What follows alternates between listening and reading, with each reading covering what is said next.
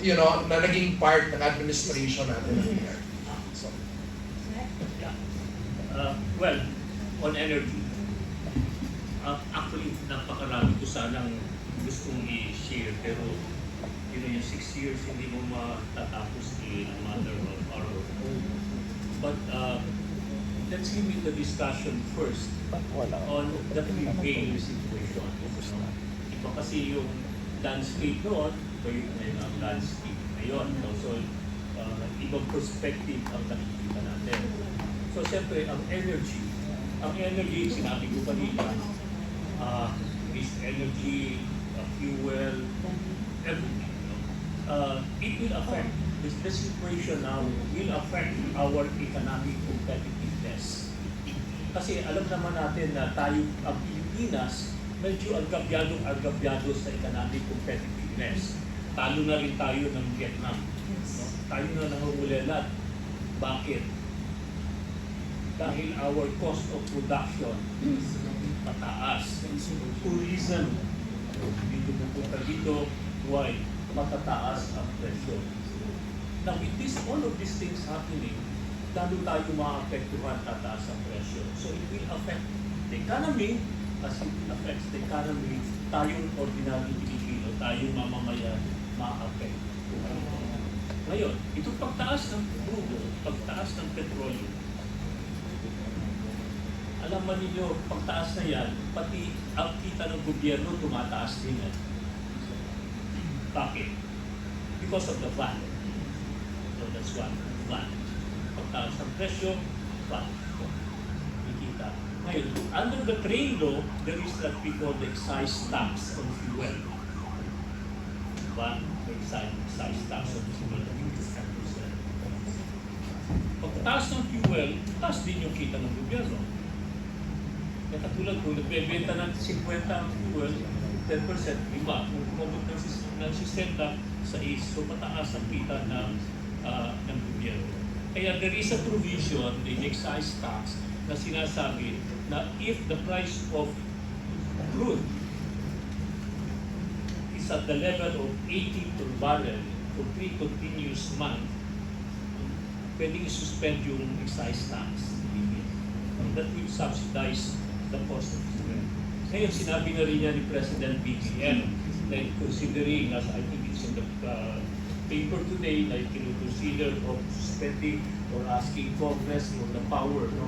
But I think it can be exercised of executive power to stop it, no? Para magkaroon ng subsidy sa mga mamamayan, sa mga ordinary. Dahil dalawa yun, tumataas ka yung gobyerno. Sabi nga sa pupunta rito, yun ang ating supposed to finance development of roads and our energy security. Kaya ang importante ngayon dito sa atin, pagsasama-sama na ito sa kalamanan lamang para sa lahat, no? Dapat talaga ang bansa magkaroon ng strategic petroleum reserve. Para sa ganun may pangontra, may pambalansi tayo, may palabalansi. Kung sa tayo mamamayan, meron tayo savings. No? Para pagka nawala ng trabaho, medyo konting ipalagsos.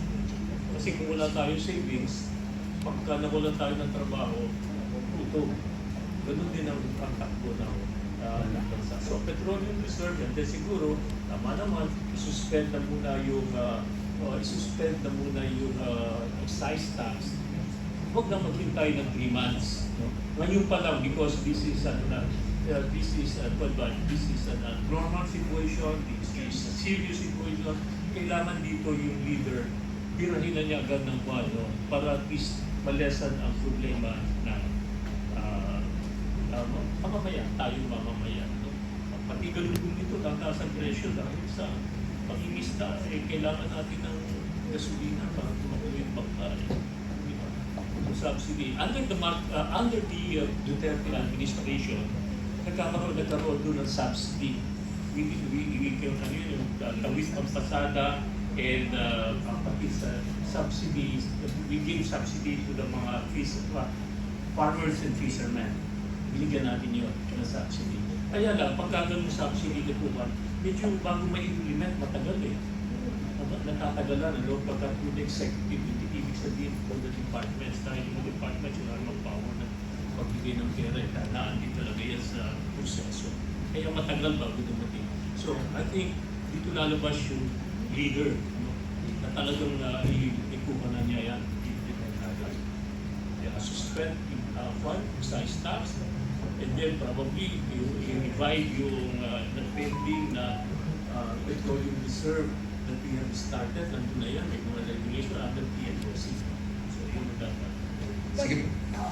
But I wanted to ask, Secretary, considering nga po no, na with this ongoing war, how can we further strengthen our diplomatic ties so that we can secure our energy supply? Ano po ang nakikita niyong mga mekanismo na dapat ma-undertake natin? Kasi right now, kulang tayo, no? We may have the source, pero hindi naman natin siya ma-develop.